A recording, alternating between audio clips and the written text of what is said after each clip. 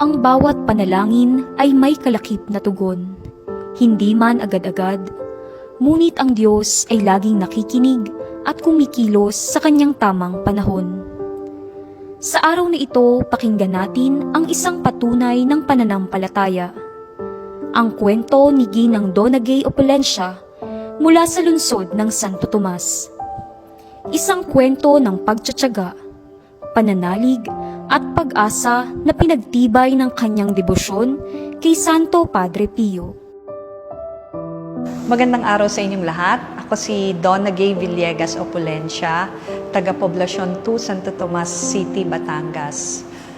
Nakilala ko po si Padre Pio nung nagsisimula pa lang kasi ang mami ko ang laging kasama ni Father Dale na nagsusulisit, nagbubuo nitong parokya ng Santo Padre Pio. So doon ako namulat na lagi akong sinasama ng mami ko dito pag may mga okasyon. Ang kwento kong ibabahagi sa inyo ay composed of 3 parts or series of 3, kumbaga. And the title will be Pray, Hope, and Don't Worry. So yung pray ko sa series 1 na aking isi-share sa inyo ay yung nakilala ko yung asawa ko. Nagdi-deliver ako noon dati ng St. Padre Pio cookies. After ko mag-deliver, pumupunta ako dito sa Chapel of Reconciliation at sinasabi ko, Santo Padre Pio, wala ka pa po bang ibibigay sa akin? Hanggang sa yon. So, patuloy akong nagdasal hanggang sa one time, eto na nga, pinakilala na sa akin itong husband ko ngayon. So, nagulat ako dahil lahat ng mga memories namin, mga significant events sa buhay naming mag-asawa ay dito nangyari sa simbahan ng Padre Pio. 3 days pa lang kaming magkakilala, dito niya ako niyaya at nag-rosary kami. Habang nagro-rosary, hinawakan niya yung kamay ko. And so sa maikling panahon ng pagkakakilala namin, for a few months lang, after 7 months, kinasal na kami. Napaka-significant ng kasal namin kasi it attended by 14 priests. So lahat po ng significant events namin dito nangyari at nandyan si Padre Pio. Series 2 naman, Hope. I got married at the age of 43. 2 months after, I already got pregnant sa baby ko. And yung anak ko ay bunga rin ng aming debosyon kay Santo Padre Pio. The baby was conceived during the visit of the heart relic. I remember, it was the second night. Nagro-rosary kami. Noon, that time, wala pang masyadong tao nun dito. Nandun lang kami sa isang tabi, hinawakan niya yung kamay ko, and then suddenly, bigla na lang naiyak ako. And I felt something na kakaiba. It was my first time na maramdaman yung ganung kakaibang feeling. Sabi ko, siguro yun yung time na bumaba talaga yung Holy Spirit. At sige, pagbibigyan na kita. Kasi sabi ko noon sa Panginoon, Lord, since I am already 43 years old, hindi ko po alam kung anong plano niyo, kung bibigyan niyo ba ako ng anak or hindi. Ang hope ko is, Lord, ikaw na pong bahala. Lolo Pio, kayo na pong bahala kung bibigyan niyo po akong anak or hindi po. And then yun, I named her after Padre Pio, Francesca Amor. Francesca comes from Lolo Pio's name, and Amor means love. And love comes from the heart. And then series 3, Don't Worry. 2022 nung may makapa po akong lumps sa left breast ko.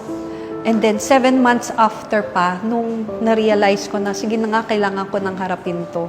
So I was diagnosed with breast cancer stage 1C. When I received the biopsy result, hindi ako umiyak.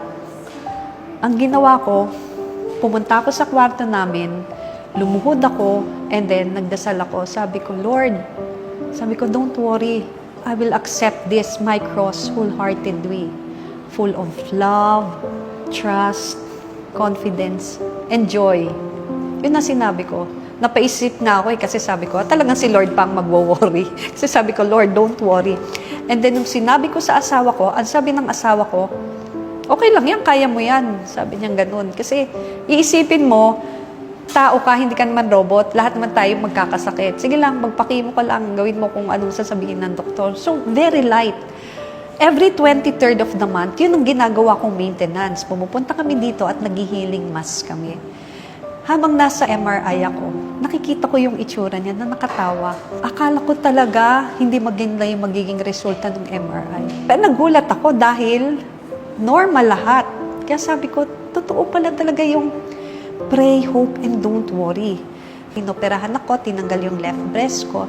And then that's it. After nun, wala na, tapos na. So, tuloy ang buhay. So, siguro ang masasabi ko talaga, do not be anxious for tomorrow. For tomorrow will be anxious for itself.